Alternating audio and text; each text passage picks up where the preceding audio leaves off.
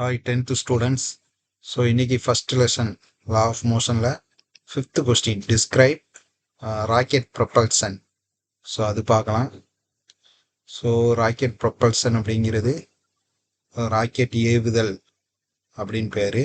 இந்த propulsion இந்த rocket propulsion based on law ரெண்டு லா அடிப்படையாக வச்சு இயங்குது. ஃபர்ஸ்ட் வந்து conservation of linear momentum and Newton third law. So ரெண்டு லா பேஸ் பண்ணி தான் இந்த ராக்கெட் வந்து உந்தப்படுது, மேல் நோக்கி உந்தப்படுது. நம்மளாம் மங்கள்யான் சந்திரயான்லாம் ராக்கெட் ஏவி இருக்கோம். அது போக பிஎஸ்எல்வி ராக்கெட்லாம் இருக்குது. ஸோ அது ஜென்ரல் நாலேஜ். ஸோ இந்த ராக்கெட்டு எப்படி என்னென்ன பிரின்சிபிளில் இயங்குது, ரெண்டு principle, Newton third law, conservation of momentum. Next வந்து ஃபஸ்ட்டு ராக்கெட்டில் ஃபியூல் ப்ரொப்பலண்ட் டேங்கு அல்லது ஃபியூயல் டேங்குன்னு சொல்லுவோம். ப்ரொப்பலண்ட் டேங்கு இதில் ஃபியூயலை ஃபில் பண்ணுவாங்க, அதாவது எரிபொருள். இந்த எரிபொருள் வந்து லிக்யூடாக இருக்கலாம், அப்படி இல்லைன்னா சாலிடாக இருக்கலாம். ரெண்டு விதமாகவும் இருக்குது ப்ரொப்பலண்ட் டேங்கில். இப்போ எப்போ ராக்கெட் வந்து ஃபயர் ஆகுதோ இந்த ஃபியூயல் வந்து பர்ன் ஆகும். பர்ன்னா எரியும். ஸோ எரியும் போது கண்டிப்பாக அங்கே என்ன வரும்? Hot gas. இந்த ஹாட் கேஸ் வந்து எஜெக்ட் ஆகும், வெளியே வரும் வித் ஹை ஸ்பீட். எதுலேருந்து? Nozzle of the rocket. So ராக்கெட்டில் வந்து நாசில் இருக்கும், அந்த நாசில் வழியாக வெளியே வரும், ப்ரொடியூசிங் ஹியூஜ் மூமெண்டம். இது வந்து ரொம்ப ஒரு பெரிய மூமெண்டத்தை வந்து ப்ரொடியூஸ் பண்ணும். மூமெண்டம் அப்படிங்கிறது உந்தம். நீங்கள் ஒரு கல்லை கொண்டு மேல் நோக்கி எறிகிறீங்க இல்லையா, அது ஒரு மூமெண்டம் தான். ஸோ நீங்கள் எறிகிறதுக்கும் உங்களோட சின்னவங்க எறிகிறதுக்கும் டிஃப்ரெண்ட் இருக்கும். உங்கள்கிட்ட அந்த உந்தம் அதிகமாக இருக்கும். ஸோ இந்த உந்தம், இந்த மூமெண்டத்தை பேலன்ஸ் பண்ணுறதுக்கு equal and opposite reaction force வந்து ப்ரொடியூஸ் ஆகும். எங்கன்னா கம்பஷன் சேம்பர். இதெல்லாம் ராக்கெட்டில் உள்ள அந்த பார்ட்ஸு. ஸோ இதுதான் ராக்கெட்டை வந்து ப்ரொஜெக்ட் ஃபார்வேர்டு, மேல் நோக்கி தள்ளுறதுக்கு உதவுது. இப்போ ராக்கெட் வந்து மோஷனில் இருக்கும்போது, while in motion, mass of the rocket decreases. ஆமாம், ஏன்னா எரிபொருள் காலியாகிட்டே வரும்போது ராக்கெட்டோடைய மாஸ் வந்து குறைஞ்சிட்டே வரும். until fuel is completely burn out. Fuel வந்து கம்ப்ளீட்டாக பேர்ன் அவுட் ஆகும். Since there is no net external force acting on it. அது வரைக்கும் வெளியிலேருந்து எந்த ஃபோர்ஸுமே தேவையில்லை.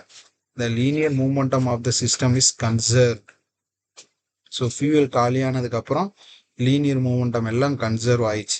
இப்போ கல்லை மேலே கொண்டு எறிகிறோம் அப்படின்னா நீங்கள் கொடுத்த மூமெண்டம் வரைக்கும் போயிட்டு கல் திரும்ப கீழே விழுந்துடும். புரியுதுங்க? அந்த கான்செப்ட் தான். ஸோ அந்த கல் கீழே விழுற ஸ்டார்ட் ஆகிற பாயிண்ட் தான் கன்சர்வேஷன். ஃபுல்லாக கன்சர்வ் ஆகிட்டு, ஆனால் இங்கே கீழே விழாமல் ராக்கெட் மேலே போகுது. ஸோ அதில் இந்த mass of the rocket decreases with altitude. உயரம் கூட கூட ராக்கெட்டோடைய மாஸ் வந்து டிக்ரீஸ் ஆகும். அப்படி டிக்ரீஸ் ஆகுறதுனால வெலாசிட்டி வந்து இன்க்ரீஸ் ஆகுது. ஒரு ஸ்டேஜில் ஒரு குறிப்பிட்ட வெலாசிட்டி போனதுக்கப்புறம் நம்ம கல்லை மேலே எரியும் போது அது கீழே வந்துடும். ஆனால் ராக்கெட் அப்படி இல்லை. அது என்ன காரணம் அப்படின்னா எஸ்கேப் வெலாசிட்டி, அதாவது கிராவிடேஷனல் ஃபோர்ஸ் எர்த்துலேருந்து ஒரு குறிப்பிட்ட தூரம் வரை தான் இருக்கும். அதுக்கப்புறம் கிராவிடேஷனல் ஃபோர்ஸு இருக்காது, அந்த புவியீர்ப்பு விசைன்னு சொல்லுவாங்க. அதுக்கப்புறம் அது வரைக்கும் அந்த பாயிண்ட் தெரியும். அது வரைக்கும் அந்த வெலாசிட்டி போனதுக்கப்புறம் புவியால் அதால் ஈர்க்க முடியாது. ஸோ ராக்கெட்டோட வெலாசிட்டி இன்னும் கூடி அது மேலே போயிடும். அதுக்கு பேர் எஸ்கேப் வெலாசிட்டின்னு சொல்லுவாங்க. ஸோ இதில் உங்களுக்கு பிக்சரோட கொடுத்துருக்கேன். ரெண்டு ராக்கெட் இருக்குது. ஸோ இது liquid propellant, solid propellant. So fuel tank இருக்குது. ஸோ இதை நீங்கள் தெரிஞ்சுக்கிட்டீங்க போகும். ஸோ இதில் ஹரிசாண்டலாக கொடுத்துருக்குறேன், ஒன்று வெர்டிகலாக கொடுத்துருக்குறேன். லிக்விட் ப்ரொப்பலண்ட்டில் கம்பஷன் சேம்பர், இங்கே தான் ஆப்போசிட்டு வெலாசிட்டி ப்ரொடியூஸ் ஆகும். ஸோ ஆப்போசிட் ரியாக்ஷன் வாங்க. ஸோ ஃபியூயல் லிக்யூடு, இது ஃபியூயல் சாலிடு. ஸோ இங்கே எக்ஸாஸ்ட் பார்த்தீங்களா, கேஸஸ் வெளியே வரும். இது நாசில். சும்மா இந்த பார்ட்ஸை ஃபுல்லாக தெரிஞ்சுக்கிடுங்க. இக்னைட் ஆகுது பாருங்கள், இக்னைட்னா எரியிறது. சரிங்களா? சரி.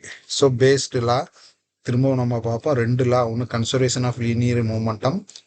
ஸோ அது ரெண்டு லாவும் எங்கே இயங்குது அப்படிங்கிறத நம்ம சொல்லணும்.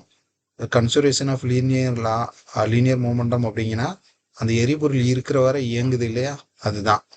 ஸோ அதுதான் அந்த லா. நியூட்டன் தேர்ட் லா அப்படின்னா, ஸோ மேல் நோக்கி போகிறதுக்கான ஒரு விசை கிடைக்கல. Every action must be reaction, அதான் Newton third law. So propellant டேங்கில் ஃபியூலை ஃபில் பண்ணுறாங்க. அது லிக்யூடாக இருக்கலாம், அப்படி இல்லைன்னா சாலிடாக இருக்கலாம்.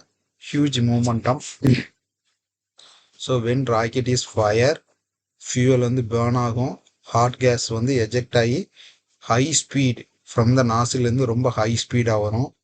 சரிங்களா, இதில் பார்த்தீங்கன்னா தெரியும் ஹை ஸ்பீடு இந்த ஏரோ போட்டிருக்கிறதுல இதில்.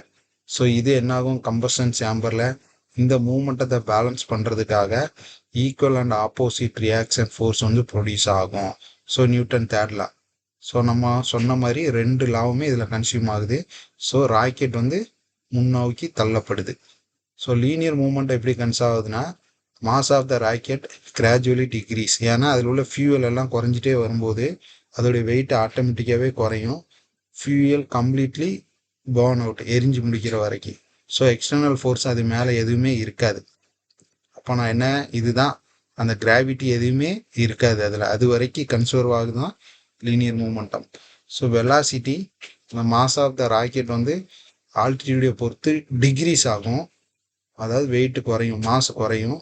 ஸோ அதனால என்ன ஆகுது, அதோட வெலாசிட்டி இன்க்ரீஸ் ஆகுது. ஸோ முக்கியமான டேர்ம் வந்து எஸ்கேப் வெலாசிட்டி. இது ஒரு வெலாசிட்டி தான் which is sufficient to escape from the gravitational pull of the earth. So இந்த எஸ்கேப் வெலாசிட்டியை பற்றி தெளிவாக சொல்லணும்னா, நீங்கள் கல்லை கொண்டு மேலே எரியிற மாதிரி கற்பனை பண்ணுங்க. அது கீழே வந்துடுது. ஸோ ஏன் வருதுன்னா கிராவிடேஷனல் ஃபோர்ஸ்னால. ஆனால் அதே கல் கீழே வராமல் இருந்தால் அதான் எஸ்கேப் வெலாசிட்டி. எப்படி அது அந்த கிராவிடேஷன்லேருந்து எஸ்கேப் ஆயிடுச்சு அப்படிங்கிறது அர்த்தம். சரிங்களா, ஓகே. நீங்கள் எழுதும்போது இந்த பாயிண்ட் பிளாக் கலரில் கொடுத்துருக்கிறத எழுதுனா உங்களுக்கு ஈஸியாக இருக்கும்.